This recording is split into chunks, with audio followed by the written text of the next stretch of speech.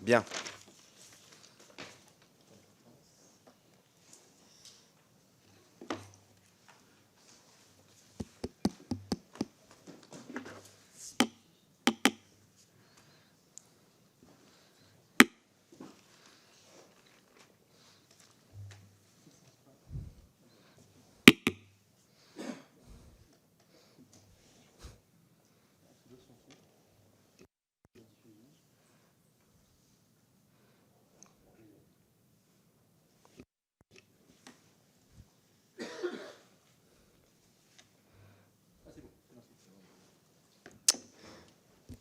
C'est bon?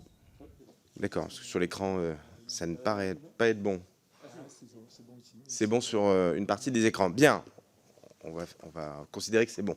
Chers collègues, nous achevons cet après-midi l'examen par la Commission des affaires économiques de la seconde partie du projet de loi de finances pour 2023. Nous avons étudié jusqu'alors 9 avis budgétaires, dont 4 se rattachant à la mission économie. Les avis commerce extérieur, communication électronique et économie numérique, économie sociale et solidaire et tourisme. Il nous reste à discuter d'un 5e et dernier avis relevant de la mission économie, celui sur les entreprises, sur le rapport de M. Xavier Albertini. Notre rapporteur s'est particulièrement intéressé cette année au soutien public aux industries électro-intensives. Je précise que le vote sur les crédits de la mission économie aura lieu à l'issue de l'examen de cet avis et je rappellerai préalablement les avis donnés par les 4 autres rapporteurs ayant eu à se prononcer sur les crédits de cette mission. Monsieur le rapporteur, cher Xavier, vous avez la parole.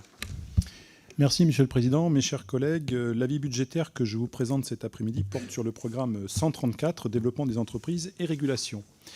La programmation budgétaire pour 2023 propose de porter le montant des crédits de paiement à 2 279 millions, soit une augmentation des ressources de plus de 26,95%. Le principal déterminant de cette dynamique réside dans le renforcement des crédits d'intervention consacrés à la compensation carbone pour les industries électro-intensives, financés par l'action 23, Industrie et services. En l'occurrence, le dispositif devrait mobiliser plus de 856 millions d'euros. La mesure répond à 2 objectifs. D'une part, assurer la compensation des coûts indirects supportés au titre de l'exercice 2022 et d'autre part, financer le versement d'une avance sur une partie des coûts indirects supportés par les entreprises 2023. Sur le plan des effectifs, il convient de signaler le relèvement du plafond d'emploi de la Direction générale des entreprises avec l'apport de 19 ETP. Le second déterminant de la progression des ressources du programme 134 tient à la revalorisation des dispositifs de soutien à l'export de l'action 07. En l'occurrence, il est prévu une forte hausse de la rémunération de BPI-France Assurance Export au titre des prestations réalisées pour le compte de l'État. On notera aussi le renouvellement de la subvention pour charges de service public versée à Business France dans le cadre de la réforme des dispositifs de soutien à l'exportation. Le niveau des ressources allouées au programme 134 reflète par ailleurs le rythme de croisière atteint par le financement de certaines prestations de la Poste. L'action 04 enregistre le maintien de la dotation budgétaire créée en 2022 au titre de la compensation des charges du service postal universel. L'enveloppe demeure fixée à 520 millions d'euros, conformément aux spécifications de l'avenant au contrat d'entreprise signé entre l'État et la Poste le 16 janvier 2022. La même stabilité prévaut également en ce qui concerne les crédits relatifs à la mission d'aménagement du territoire assumée par la Poste. En revanche, la mission de transport et de distribution de la presse fait l'objet d'un abondement notable par rapport à 2022. En dernier lieu, la programmation pour 2023 assure la préservation de la capacité d'action des organismes de régulation pour la consolidation de leurs ressources. Pour ce qui concerne l'ARCEP et l'autorité de la concurrence, elle propose en effet une augmentation modérée des crédits de fonctionnement ainsi qu'un maintien des plafonds d'emploi. S'agissant de la DGCCRF, le PLF 2023 accorde des effectifs supplémentaires de l'ordre de 84 équivalents temps plein, dont 34 ETP recrutés à titre temporaire afin de mener les contrôles nécessaires à l'occasion de l'organisation et du déroulement des Jeux olympiques et paralympiques organisés à Paris en 2024. De mon point de vue, il s'agit là d'autant de mesures utiles face à une hausse des prix qui bouleverse les repères et pèse sur les ressources des entreprises et des particuliers. Ainsi, j'ai mis un avis favorable à l'adoption des crédits du programme 134. Pour la partie thématique de mes travaux, j'ai choisi d'examiner l'efficacité du soutien public aux industries électro-intensives. Comme vous le savez, de manière courante, on distingue les électro-intensifs EI des hyper-électro-intensifs HEI. Ces 2 catégories regroupent au total plus de 500 entreprises en France et emploient plus de 90 000 personnes. Elles ont ceci en commun de jouer un rôle fondamental dans les chaînes de valeur et d'être fortement exposées à la concurrence internationale. Je pense ici à des secteurs comme ceux du ciment, des plâtres et la chaux, des métaux non ferreux, de la sidérurgie, de la chimie, des engrais, du papier carton, de l'aluminium. Compte tenu de leur positionnement stratégique, elles bénéficient depuis plusieurs décennies d'un soutien de la puissance publique. Je crois cependant que nous ne pouvons plus nous en tenir à des dispositifs conçus pour des temps ordinaires. Au terme de mes travaux, je tiens en effet à formuler 2 constats. Le premier constat porte sur l'efficacité désormais très relative des instruments financiers employés face au dérèglement d'une conjoncture exceptionnelle. Aujourd'hui, le soutien public aux EI et HEI fait appel d'une part à des mesures fiscales destinées à atténuer les charges inhérentes à une consommation importante d'électricité.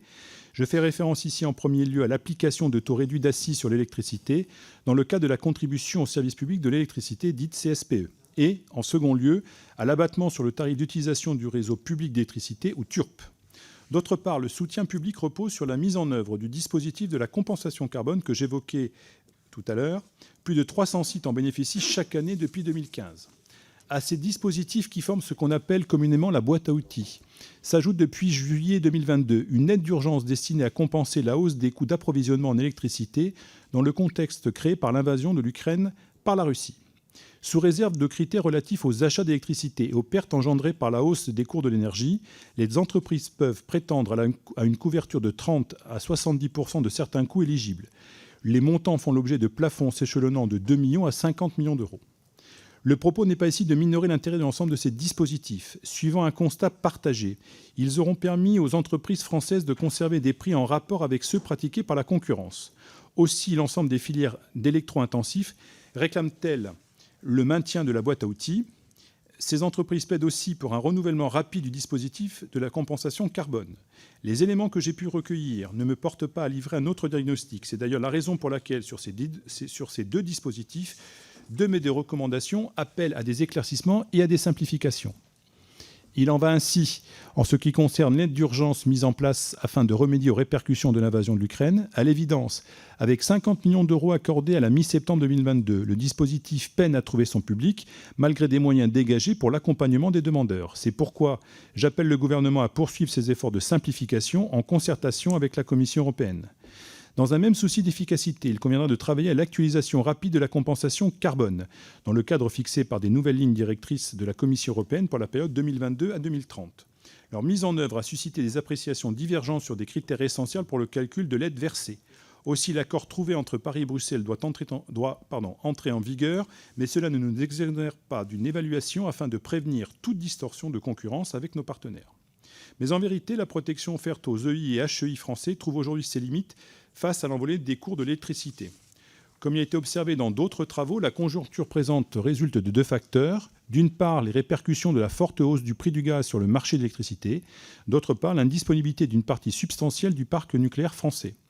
Il en résulte que le prix de l'électricité menace d'atteindre un niveau prohibitif à partir de 2023. D'ores et déjà, des EI et HEI voient la part de l'énergie consommée dans leur chiffre d'affaires atteindre un niveau exorbitant et de nature à grever la marge opérationnelle dans certains secteurs. Suivant la DGE, la part de l'énergie pourrait désormais atteindre entre 8 et 10% du chiffre d'affaires. De surcroît, la compétitivité se dégrade et mon rapport fait état de production recul, voire d'arrêt d'usine. De fait, les instruments de la boîte à outils n'exercent plus l'effet modérateur significatif. Pour les EI et les HEI, ce qui pèse désormais, c'est le coût de l'électron et le coût du carbone. D'où mon second constat sur la nécessité d'un appui au renouvellement des conditions d'approvisionnement et de consommation des industries électro-intensives. En premier lieu, il importe de concevoir des mécanismes de nature à favoriser une certaine régulation sur le marché de l'électricité.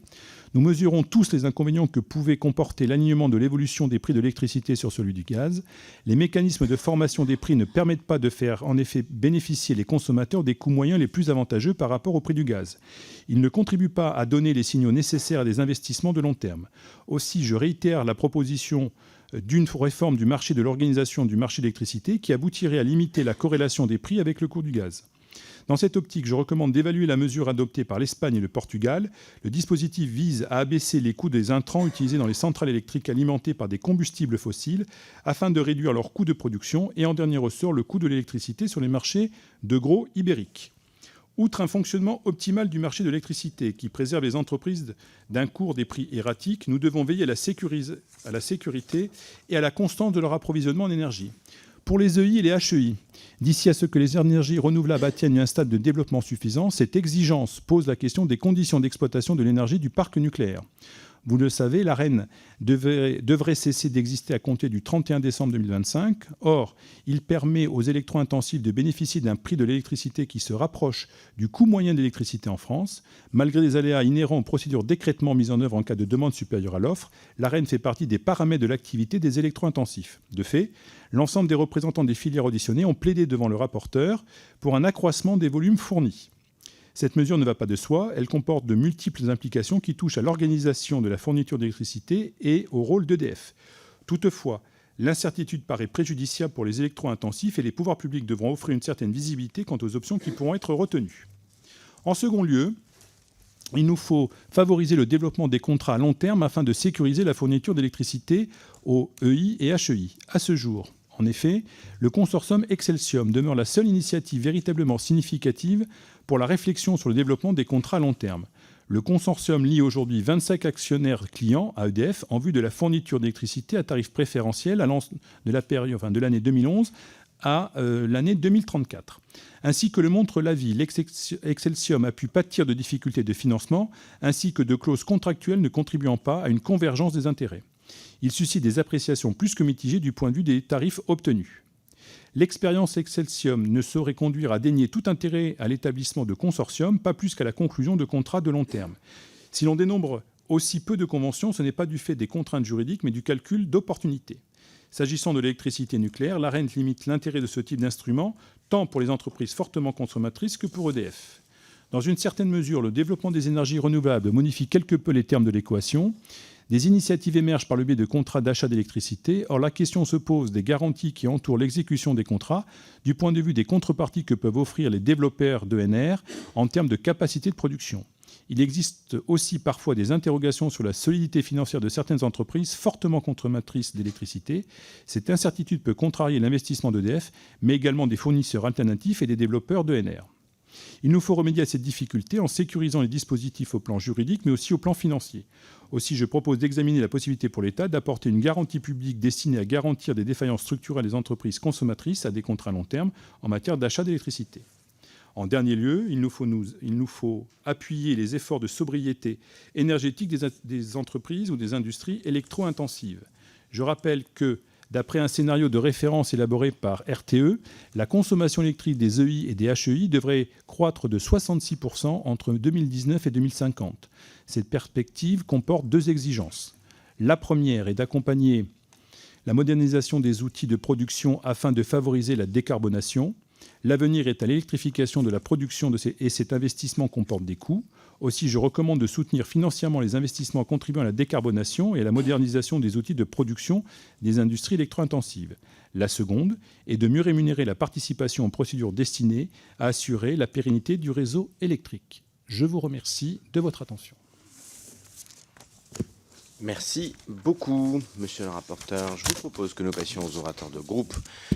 Je vais commencer tout d'abord par monsieur Stéphane Vogetta et je rappelle que c'est 4 minutes par orateur de groupe, inclut la réponse de monsieur le rapporteur. Monsieur Vogetta, Renaissance, c'est à vous. Merci monsieur le président, monsieur le rapporteur.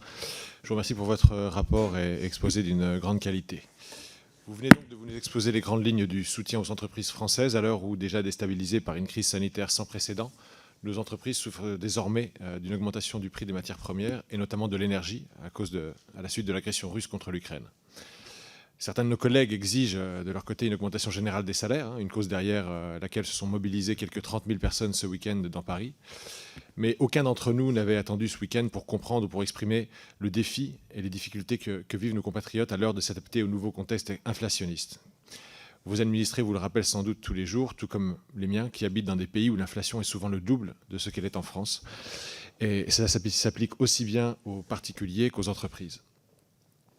Et pourtant, nous le savons, une hausse générale des salaires ne se décrète pas. Pour une raison simple, c'est que, comme vous l'avez décrit dans votre rapport, nos entreprises sont dans une situation très différente les unes par rapport aux autres.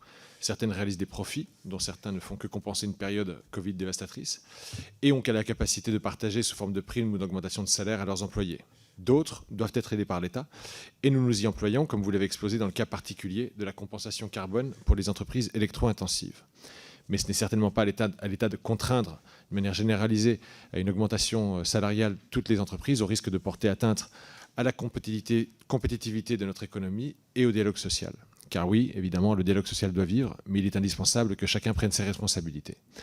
Donc, monsieur le rapporteur, ma question sera donc la suivante, elle sera double. Estimez-vous d'abord que les aides apportées par l'État à nos entreprises, telles que vous nous les avez décrites, constituent une réponse adéquate à l'heure d'affronter les défis actuels, et notamment la nécessité indirecte de protéger le pouvoir d'achat des Français?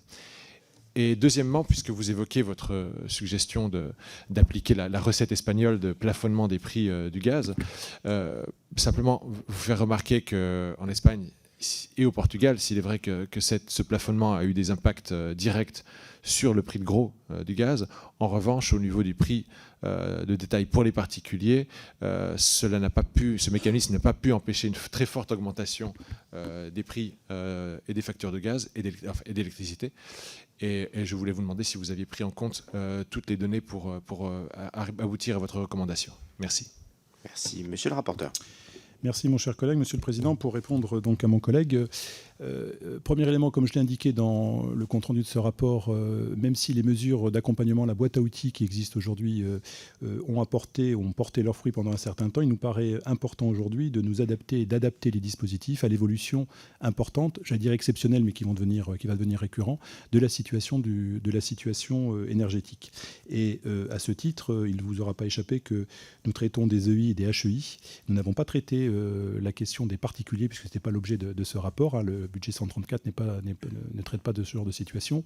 Mais il est clair aussi, et je voudrais rajouter cet élément, c'est que non seulement il y a eu un bénéfice évident pour les entreprises espagnoles ou portugaises sur ce sujet-là, mais derrière, ça, au-delà de la compétitivité que cela a pu créer chez ces entreprises espagnoles ou portugaises, ça a donné aussi la possibilité de prise de part de marché à long terme par rapport à des entreprises françaises, et qui derrière crée un risque de perte de part de marché internationale pour nos entreprises. Donc c'est là-dessus et les conséquences en domino dont il faut s'assurer. Merci beaucoup. Réaction, monsieur Vogetta, c'est bon? Très bien. Monsieur Maisonnet, RN. Merci, monsieur le président. Monsieur le rapporteur, merci pour votre exposé liminaire. Le programme 134, développement des entreprises et régulation, doit permettre d'instaurer les conditions idéales pour, d'une part, favoriser le développement de la compétitivité des entreprises et, de l'autre, garantir l'établissement d'un environnement propice à la croissance et l'emploi. Or, au vu de la situation actuelle, je veux exprimer notre vive inquiétude sur la question industrielle. L'industrie est un des éléments clés pour notre pays. Sauver cette dernière devrait être l'une de nos principales préoccupations. Le projet de loi des finances prévoit quelques mesures, mais je crains, hélas, que ces dernières soient trop faibles. L'industrie française n'a jamais été aussi menacée. Alors que nous regardons à raison le problème de la facture énergétique des Français, ce projet de loi semble reléguer au second plan la question industrielle, alors que cette dernière devrait être au cœur des débats. La question du coût de l'énergie était jusqu'à présent l'un de nos rares avantages compétitifs, mais disons-le, nous l'avons perdu en quelques années. Le manque d'investissement dans le parc nucléaire français, additionné aux conséquences ravageuses du marché de l'électricité interconnecté au niveau européen, ont porté un coup terrible à nos acteurs industriels français. Nous sommes déjà l'un des pays les plus désindustrialisés d'Europe, ce qui n'empêche pourtant pas les délocalisations de se multiplier. Les gouvernements qui s'enchaînent depuis une trentaine d'années font preuve d'un criant manque de lucidité, et j'ai bien peur que ce budget soit dans la prolongation de cette dynamique négative. En face, nos concurrents font preuve de beaucoup plus de pragmatisme. En Europe, par exemple, l'Allemagne est sur le point d'enclencher un plan de 200 milliards d'euros pour sauver ses usines. Ailleurs, la Chine ou les États-Unis sont bien moins touchés par la montée des prix des énergies et vont devenir encore plus attractifs pour les industriels présents en France qui souhaitent se délocaliser. L'industrie doit cependant avoir une place centrale dans un pays comme le nôtre. Elle est essentielle pour redynamiser nos territoires, pour créer de l'emploi et pour ajuster notre balance commerciale. Cependant, j'ai l'impression de voir dans ce projet de loi, tout comme dans l'action du gouvernement en général, un manque criant de considération pour cette question. Je vous demande donc, monsieur le rapporteur, si comparativement à d'autres pays comme l'Allemagne, notre gouvernement a bien fait le maximum pour sauver son industrie. La santé économique de notre pays ne s'améliorera pas sans réindustrialisation. Or, j'ai malheureusement le sentiment que jamais le Made in France n'a semblé autant en danger. Monsieur le rapporteur. Monsieur le Président, mon cher collègue, alors vous évoquiez une situation des entreprises et une désindustrialisation. Il ne vous aura pas échappé, je fais une incise, l'intervention que j'ai faite aux questions au gouvernement aujourd'hui, puisque c'était le cas dans ma circonscription, mais vous aurez noté également les réponses apportées, à savoir que nous avons une action concrète sur la baisse des impôts de production avec la CVAE, il y a un plan de relance, et puis surtout dans le cadre de la réindustrialisation, le plan France 2030 permet un certain nombre d'actions et d'accompagnements. Mais j'en conviens avec vous, il faut avoir cette vigilance chevillée au corps pour éviter tout risque important, puisque derrière, ce sont des territoires et ce sont des hommes et des femmes qui, naturellement, en pâtissent. Pour revenir sur l'accompagnement et les aides, vous évoquiez l'Allemagne. Nous avons aussi, et je l'évoquais dans mon rapport, oral en tout cas, il y avait une mise à disposition d'une aide auprès de 50 millions d'euros dans le cadre d'environ 500 entreprises. J'ai noté dans les échanges et les auditions que j'ai pu avoir des difficultés d'accès, d'éligibilité à un certain nombre d'aides sur ce sujet-là. On nous a informé du fait qu'une nouvelle enveloppe avec des conditions d'éligibilité différentes arriverait dans le dernier trimestre 2022 et que donc ça élargirait à la fois l'assiette et on ne prendrait pas en compte l'exercice 2021 mais qu'on serait bien sur l'exercice 2022, ce qui va permettre un soutien évident en matière énergétique pour les EI et les HEI. Merci beaucoup. Madame Chikirou, LFI. Merci, Monsieur le Président. Monsieur le rapporteur, merci pour votre exposé et pour votre rapport riche d'enseignements. Le premier d'entre eux est un constat politique. Ce gouvernement est au service des grandes entreprises. Ce gouvernement prend dans la caisse publique des milliards d'euros pour servir des intérêts privés.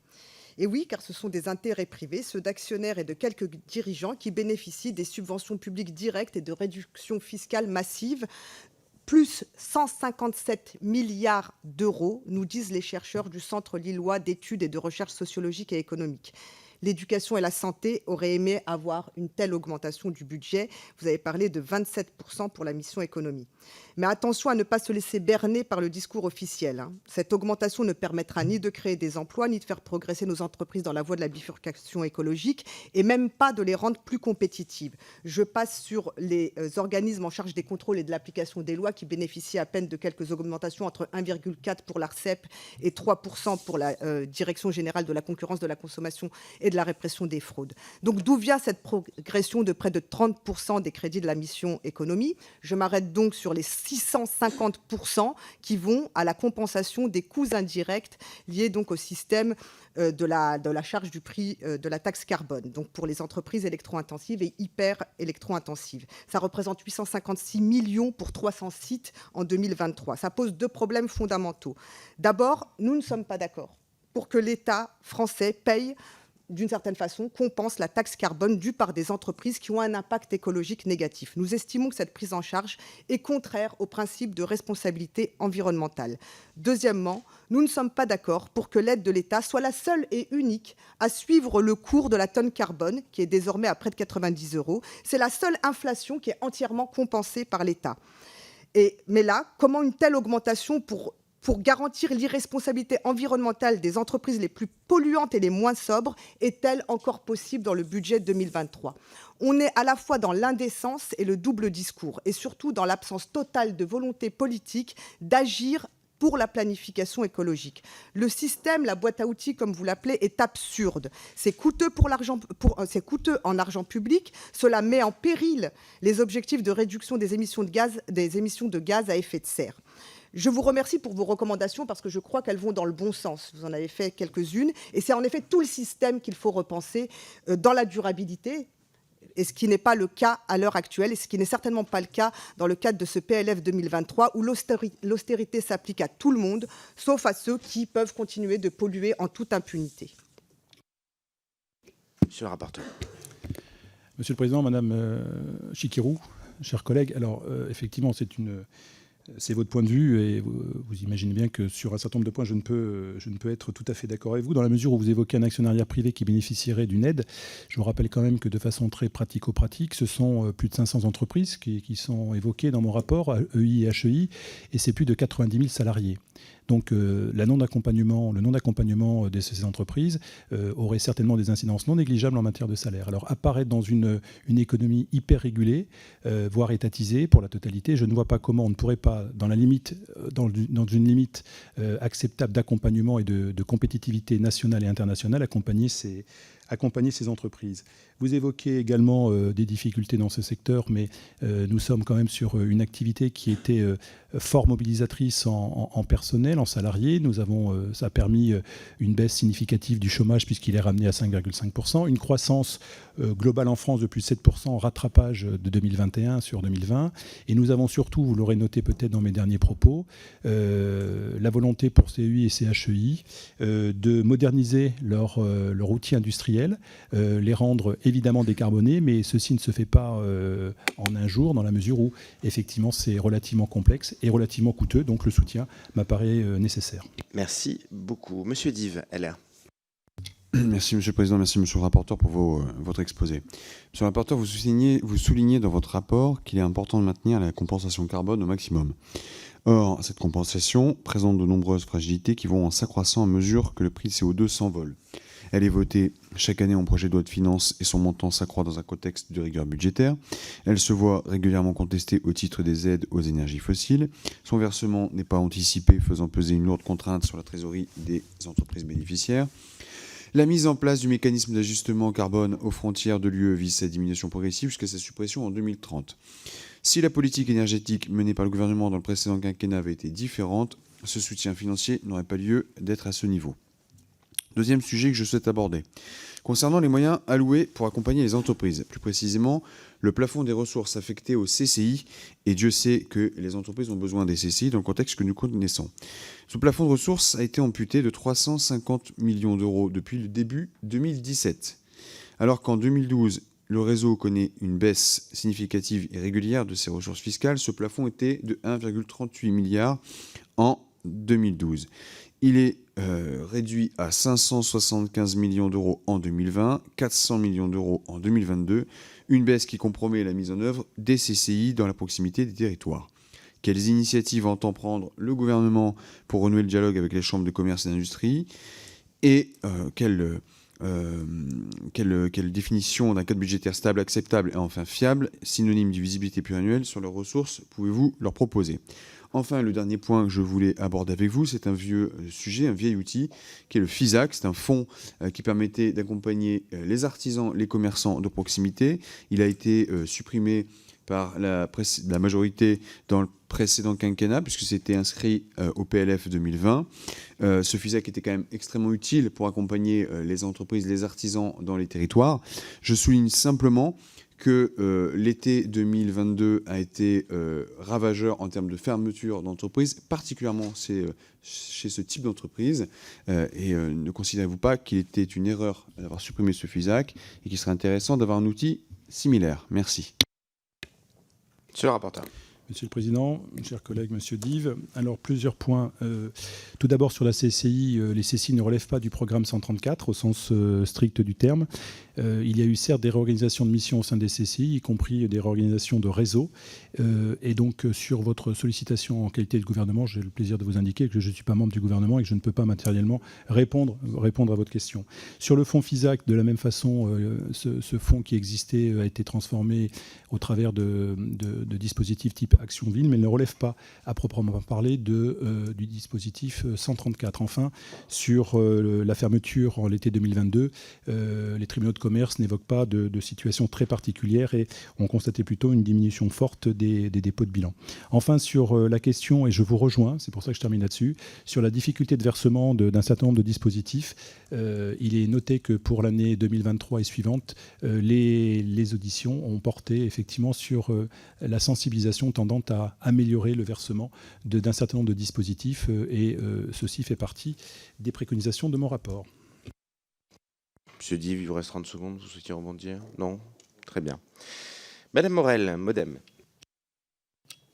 Merci Monsieur le Président, chers collègues, Monsieur le rapporteur. Au nom du groupe démocrate, je tiens à saluer la qualité de votre travail dans l'écriture du rapport et pour avoir mené à bien toutes les auditions afférentes.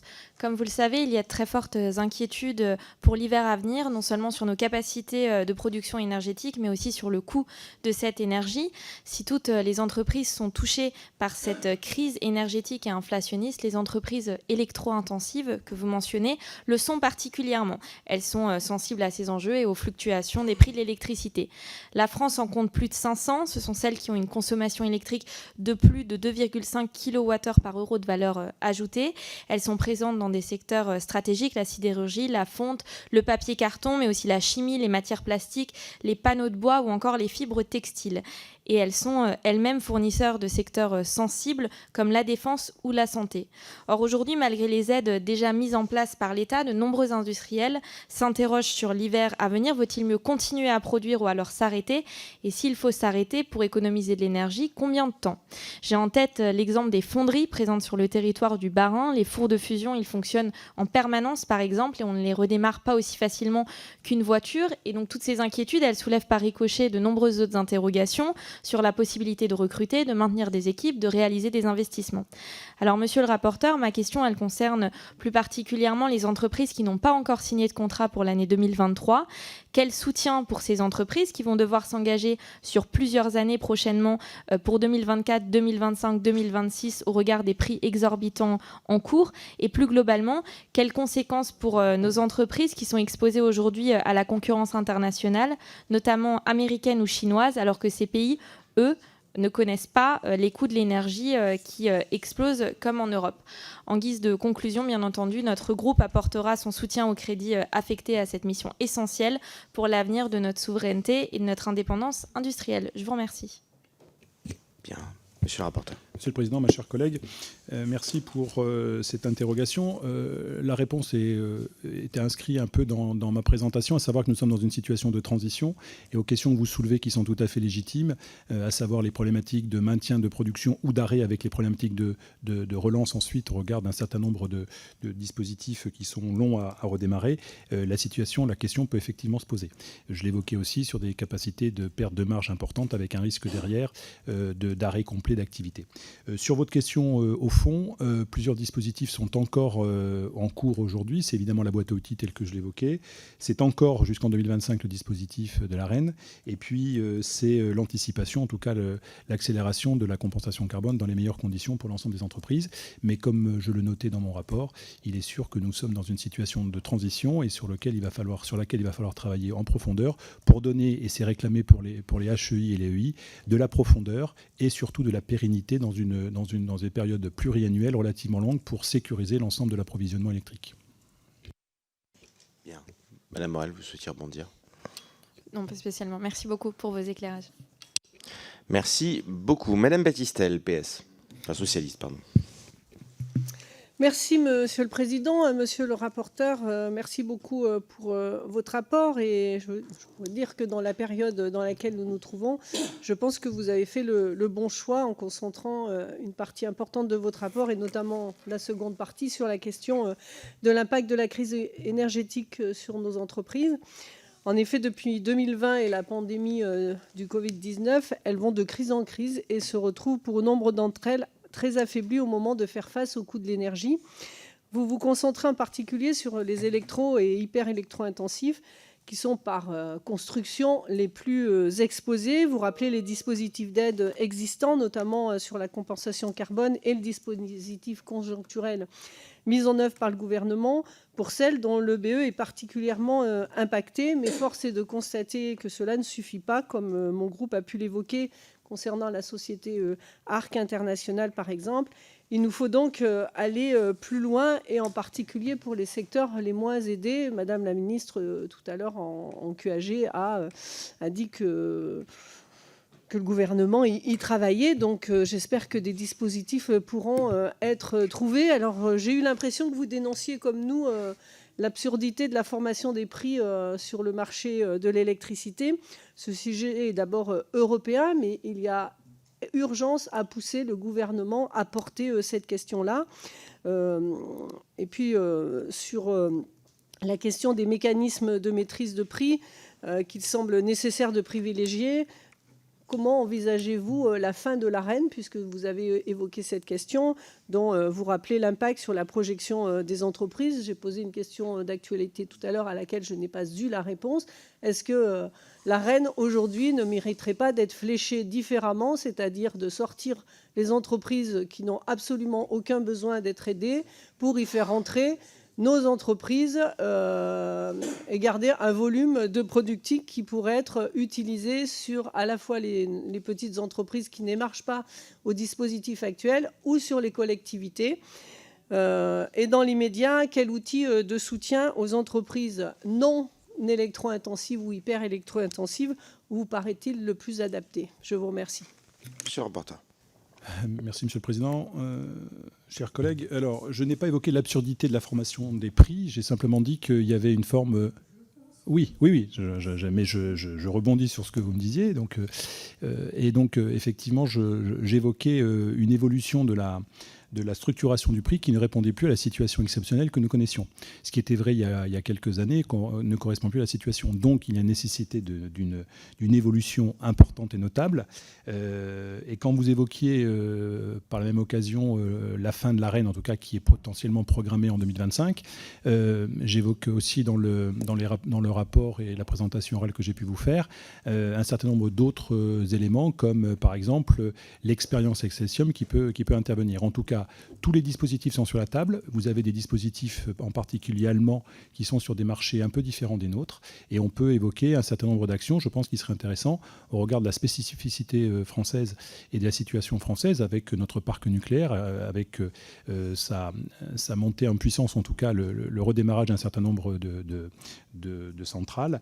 Nous avons la possibilité d'avoir un modèle complémentaire avec un mix énergétique le plus stable possible pour donner une visibilité, une sécurisation de l'approvisionnement en électricité, et la composition du prix se fera en conséquence. Bien. Monsieur Molac. Liot.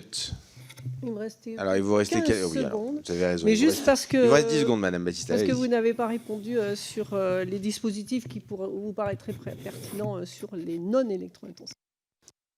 Bien, comme je prends des questions individuelles tout à l'heure, vous pouvez relancer tout à l'heure. Voilà. Oui, je vous donne quelques astuces, Madame Battistel. Monsieur Molac, Liot.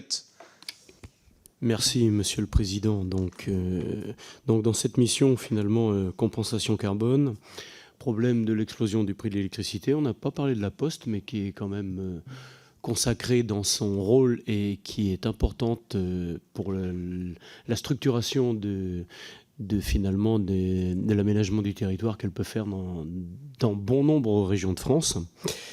Alors sur le rapport, monsieur le rapporteur, il est effectivement très intéressant. Vous avez bien fait de vous pencher sur cette question qui nous taraude depuis quelque temps à la Commission des affaires économiques, c'est le moins qu'on puisse dire.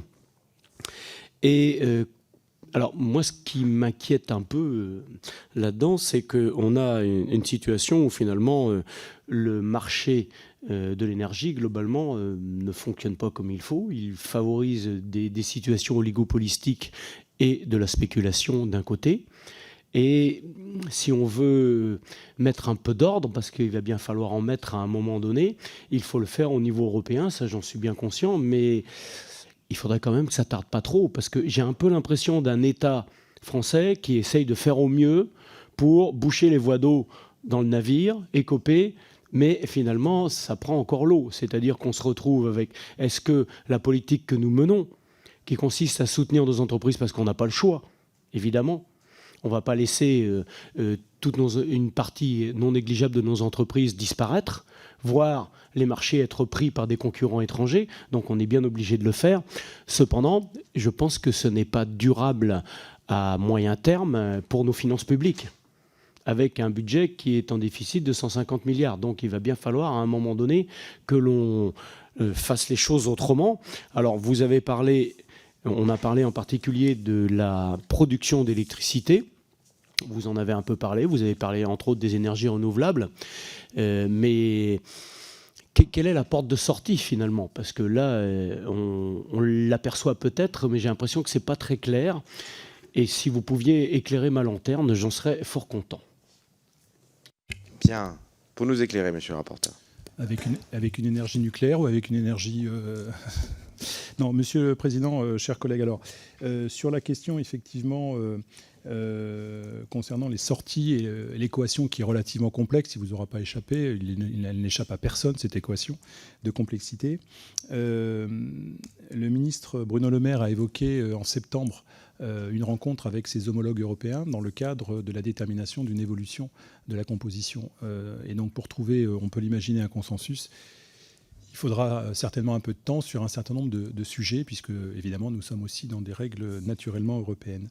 Sur le mix énergétique et l'évolution, je me garderai bien de toute préconisation immédiate en la matière, puisque c'est un sujet qui est éminemment complexe et qui relève naturellement de différents critères et d'une équation que j'avoue ne pas maîtriser. Et vous proposer une solution boîte à outils clé en main me paraîtrait tout à fait outrecuidante. Bien, Monsieur Molac, c'est bon. Très bien. Madame Battistel, question individuelle. Monsieur le Président. Eh oui. Non, c'est simplement pour prolonger le débat qui a eu lieu dans l'hémicycle sur les propositions qui sont à l'examen, et puis peut-être dire si vous avez regardé un peu plus particulièrement sur la question du plafonnement dont on parle beaucoup à 180 € et qui pourrait être un dispositif qui pourrait aider à la fois les particuliers et y compris les entreprises, mais peut-être que c'était un peu extérieur à votre rapport et je comprendrais tout à fait. C'est extérieur à notre rapport, à la mission qui était la nôtre. En revanche, pour répondre à une question que vous n'avez pas posée tout de suite, mais que vous vouliez poser certainement, qui concernait éventuellement les aides aux autres entreprises non électro-intensives. Voilà, exactement.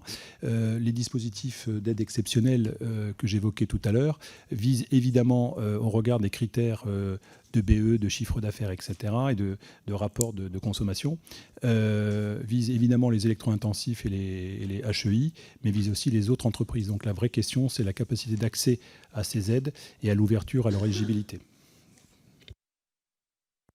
Bien, nous allons maintenant passer à l'examen des crédits de la mission économie. Nous ne sommes saisis d'aucun amendement de crédit se rattachant à la vie entreprise. Je vais maintenant demander à Monsieur Albertini, rapporteur pour avis de la commission, de bien vouloir formuler un avis sur les crédits de la mission économie au titre des entreprises. Monsieur le rapporteur, votre avis ? Eh bien, j'ai mis l'avis. Monsieur le Président, mes chers collègues, j'ai mis un avis favorable à l'adoption des crédits du programme 134. Bien, je vous rappelle que la semaine dernière, nos 4 autres rapporteurs budgétaires pour avis avaient émis les avis suivants sur les crédits de la mission économie. Madame Virginie Duby-Muller sur tourisme, sagesse. Madame Chikirou, défavorable. Monsieur Delépinaud, favorable. Monsieur Lopez-Ligori, favorable. J'invite à présent les membres de la commission à se prononcer sur l'adoption des crédits de la mission économie. Qui est pour ?